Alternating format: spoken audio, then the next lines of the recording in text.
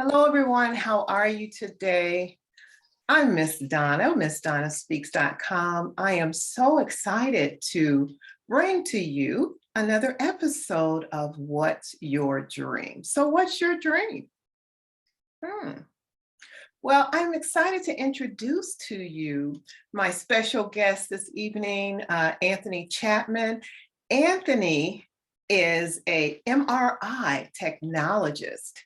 And he has actually been living his dream for 36 years. Is that right, Anthony?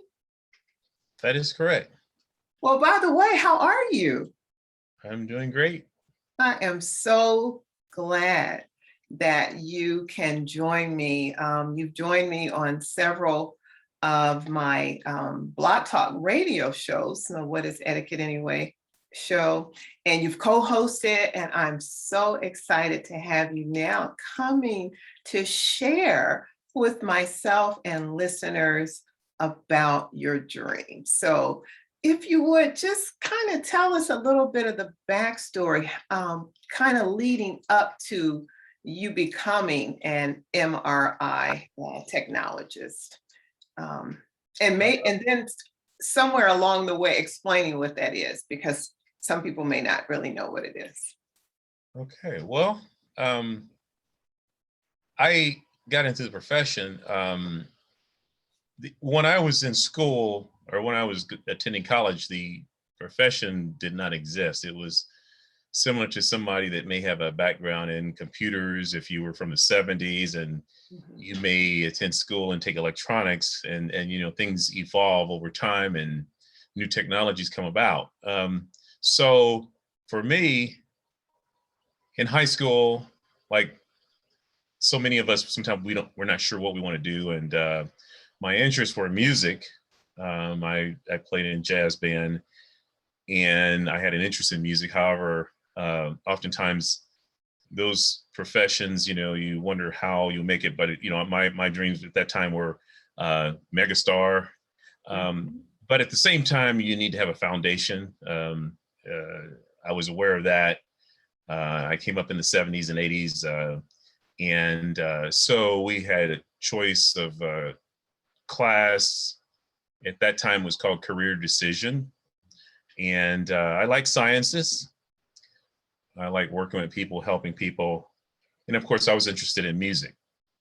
But again, we don't always know what our strong points are or what will suit us. So again, on the serious side, we can dream about being a rock star, jazz musician, basketball player, movie star.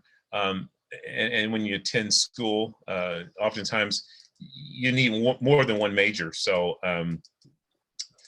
at the time, I can say in high school, I had a short opportunity. I worked at a funeral home, or I shadowed, and I had friends that were in the business, and I thought that's what I would do because I wanted a stable career. Because again, I was wanting to pursue music. So I found myself working around there, and I was going to attend school for that science. I know it's not that a lot of people are seeking to get in that profession. So due to different circumstances in schools and that were available, and my ability to attend those schools, that did not pan out. So then again, as I said, I like sciences.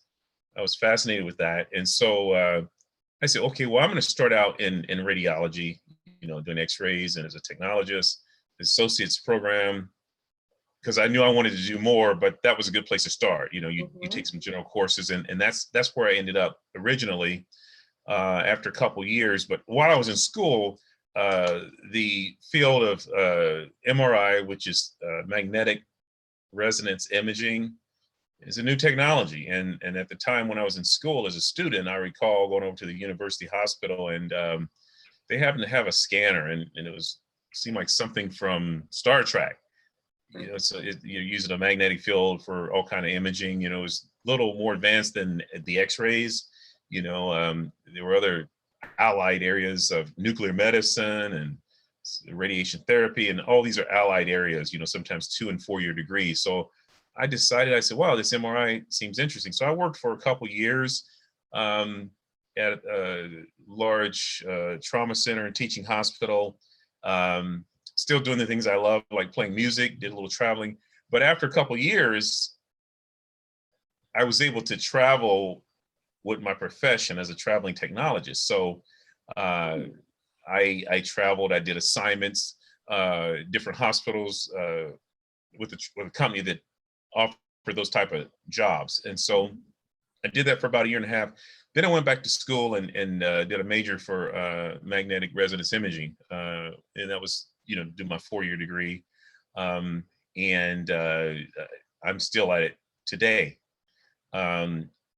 So I also, when we talk about dreams and our careers, I didn't dream of my job and exactly what I would do with it, but through my profession over the years, it has allowed me to do a lot of the things that I like doing, whether it's traveling or playing music or, but just to have a comfortable life. Again, we're talking about ordinary people. There are a lot other professions where if you're strictly motivated by money, there's a lot of other things you can do to make a lot more money. But I've never had a want for anything. I mean, I actually, it's a blessing, but I enjoy what I do. I like working in patient care. So even in my profession, there are other avenues. If you want to go into education, if you have a degree, that I have a degree, if I wanted, I could get into education. I do enjoy teaching. I do some volunteering in the community with youth and church. But even in my profession of radiology and MRI, you can teach. But something I did pursue for about 7 years was I did a temporary staffing business from 2004 until about 2011. And that idea came from my experience traveling for a couple of years. And so there was a need back in 2003, 2004, where, one employer would call another place of business saying, or a hospital would call another hospital. And a lot of times they were just pretty bold and upfront. And if they wanted to offer people money and opportunities to come work with them, PRN. And I thought that was pretty bold. So that prompted me to think, well, I just wonder how much of demand there is. I know I'm changing topics here, but it made me that's wonder. fine. That's Yeah, fine. it made me wonder about in my profession how big a demand there was, because as I said, I traveled for a couple of years, and it was good and good opportunity. So that prompted me to investigate, do some research, and started a temporary staffing business locally in Indianapolis for medical imaging. I was specific to what I do and what I know, and so there were about 6 facilities that I would provide temporary staffing to, and that was good for me for that period. I enjoyed it, and so that's my background in my profession. So yeah, I've done it for 36 years. There's not a lot of careers that you can, outside of healthcare. Again, the actual compensation is similar to what nursing offers, and it can vary greatly. When I did my business, it was different because you run a business and it offers a lot more opportunities. So does that help? Sure, absolutely, absolutely. Okay. And with you mentioning patient care, I know that you really have to have a calling to work with patients. In other words, you have to be patient with patients, if you will. And so just everyone can't do that. And I know that I've encountered, during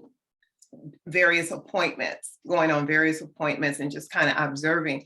And I've observed people that I look at and say, wow, I don't really know if they should be interacting with patients because, I always think that, since I have provided customer service before, I always think about that person who in healthcare, we know that most more commonly than not, if a patient is going in for some kind of care, then the majority of them are probably not feeling well, right? Correct. So if you're not feeling well, then you certainly need someone who, has the grace, who has the patience to interact with you. And to just be patient with you, and I know with your spirit, you're very your spirit is very calming, very relaxing, and so I know that you fit that well. And so saying all of that is to say, when we talk about what's your dream, oftentimes that kind of interlocks with fulfilling your purpose. And so the greater picture here is actually, of course, we know that it's fulfilling your purpose. And when you hear people saying, fulfilling your purpose, what is that? Basically, it's what you were created to do. What did God create you to do on this earth? And so generally when you find that out, and a lot of times it's passion, it's patience, you're excited about it. And we always hear quite a bit that if you do something that you would do, whether or not you would get paid to do it, that's generally probably going to give you a little clue into that could be what your purpose is. And because I know that there are a lot of people that are in jobs, and we all have heard the stats before. We've mentioned it before in this series. The stats are very high that, a lot of people who work in corporate America, a lot of them are absolutely miserable and they don't want to be there at all. But, things like the money and, maybe the convenience or some of the other perks, if you will, that we hear oftentimes. But, we know it's been said that, we've heard people say, oh, I hate what I do, but, the money is good, but I hate it. Right. So it's like, okay, so are you really doing what it is that you were born to do, or your purpose? And so, of course, it sounds like you have certainly, you are in that, you're in that mode where you are fulfilling your purpose. You are, for 36 years, you've been providing some sort of patient care. That is amazing. And I think that's great. So let me ask you this. What would you say, someone who may be watching this or listening to it, what would you say would be a tip or a nugget that you would give someone who is still not quite sure? They may be working in a position that they really don't like, but what if you could give them like one nugget that they could do, or the longevity, if you will, how they can have that longevity? What would you say? Well, first of all, it's important that we know ourselves. Mhm. Um, if you perform a job or task or whatever you're involved in, if you enjoy it, you're better at it. And so, first of all, that's important to know. I mean, if you like what you do, you don't go to work begrudgingly, or you feel like, wow, I got to go to work again today. Mhm. We all know we have to make a living, and we have to work. I never mind working, even as a teenager. But what I would say is, it's important whether you seek professional counseling for careers or whether you're able to discover it through research. There are books that may help people understand their personality types. I have not had a chance to read, but I'm aware of one of my fraternity brothers once introduced me to a book that I have it, but I haven't read it yet. It's called "What Color Is Your Parachute?" Mhm. It's a book that would allow people to understand their own makeup. Mhm.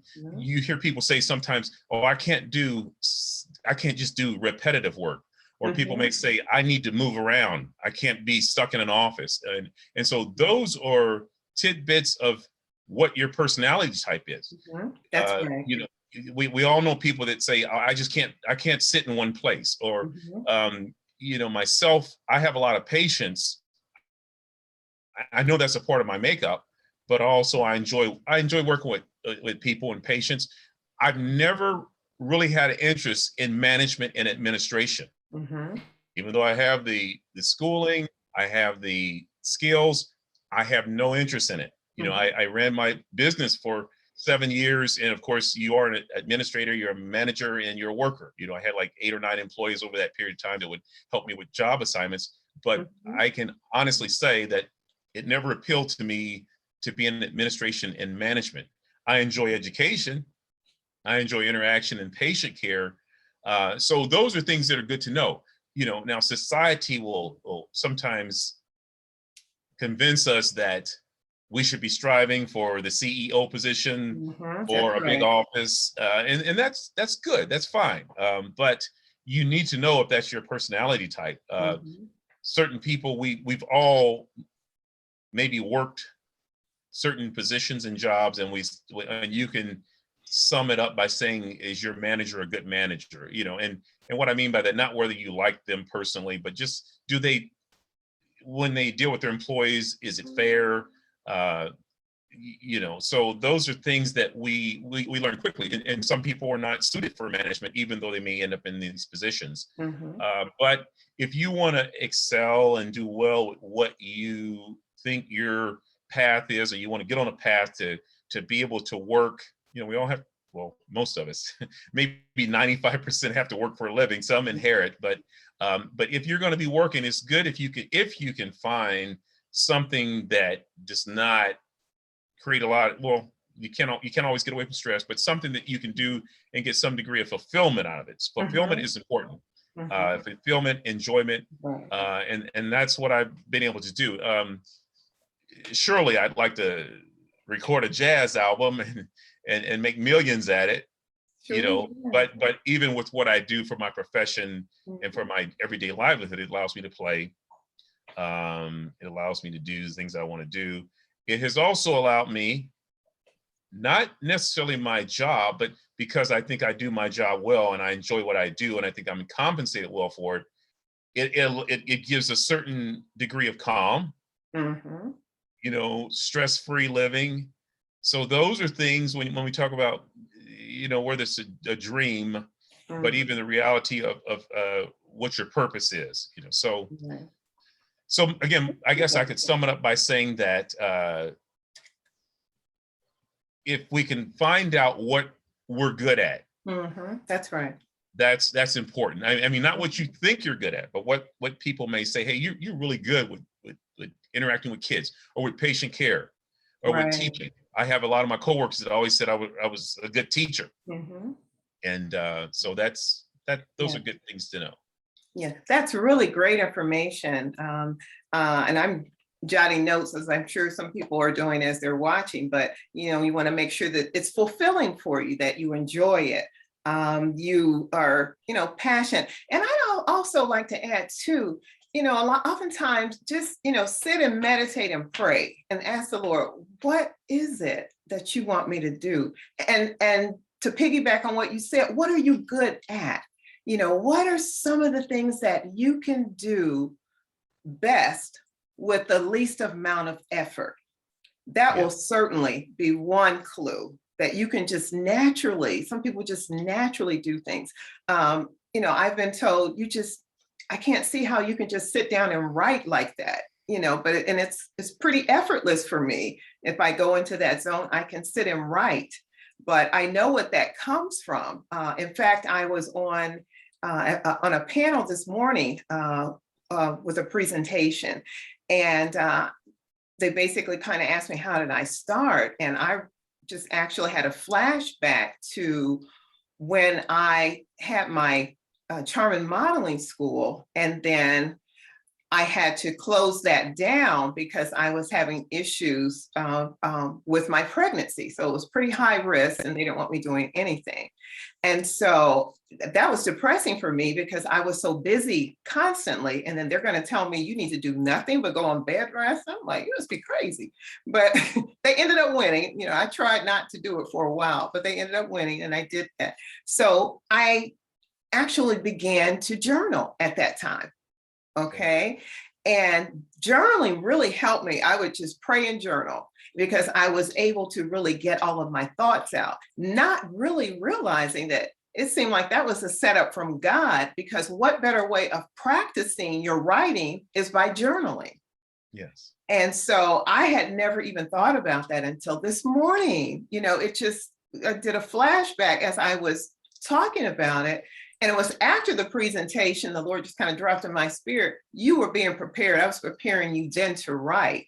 So I've been blessed to be able to write columns and books and things of that nature. So those are the kind of things too that you kind of look at that you do just effortlessly. So, but I so appreciate you coming on to share, and especially being in corporate America, because most people think that they can only live their dream if they are an entrepreneur, if they own their own company, and so actually with you coming on to show that, yes, there is still longevity, you still can fulfill your destiny working in corporate America if it's something that you truly are enjoying and have a passion for, and you're receiving fulfillment from it. So I certainly do appreciate that, and I'm just I do believe that people are encouraged. And I always say on this show that, you don't have to be a multi-billionaire or a superstar,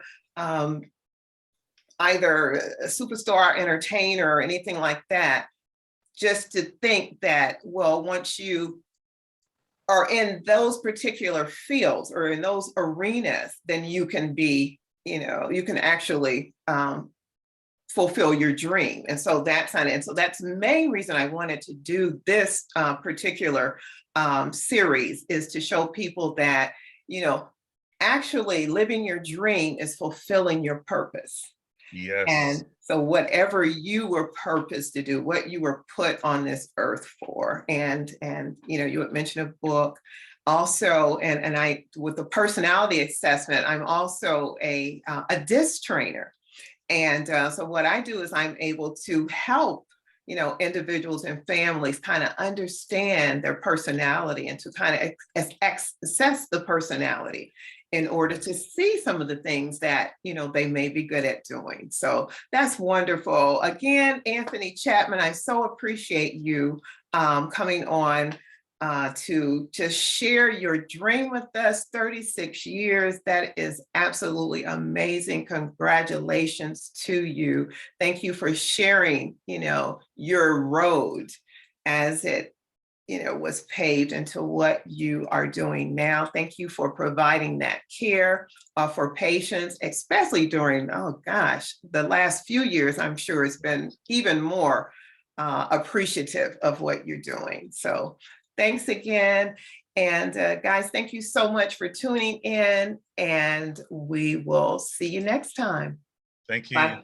Yes, you're so welcome. Absolutely my pleasure. All right, guys, bye for now. We'll see you soon.